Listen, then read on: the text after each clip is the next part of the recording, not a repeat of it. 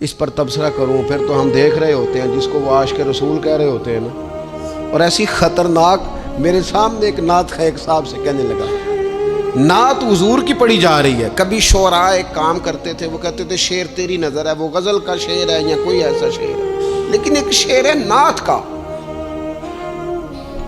اس میں تو حضور کی تعریف ہے. نبی پاک کی تعریف کا شعر کسی بندے کی نظر کیسے ہو سکتا ہے جب اس میں ذکر ہی رسول پاک کا ہے؟ تو وہ نعت خان صاحب کہنے لگے، بندہ سامنے بیٹھا ہے، تھوڑا بہت میں بھی اسے جانتا ہی تھا، تو اسے کہنے لگے حاجی صاحب یہ شعر تہاڈی نظر ہے. میں نے آخیا تو مہربانی کر یہ نظر کوئی اور شے کر لیا، یہ تو نعت ہے حضور کی، یہ نبی پاک کے لیے ہی رہنے دے، اس کی نظر تو نے کر دی ہے. تو نالے میں کیا حاجی جنی دیر تک پیچھے بیٹھا سی انہیں دیر تو نظر کیتی نہیں، ان دتھیاں لے کے سامنے آئے تو نظر نیاز شروع کر لی.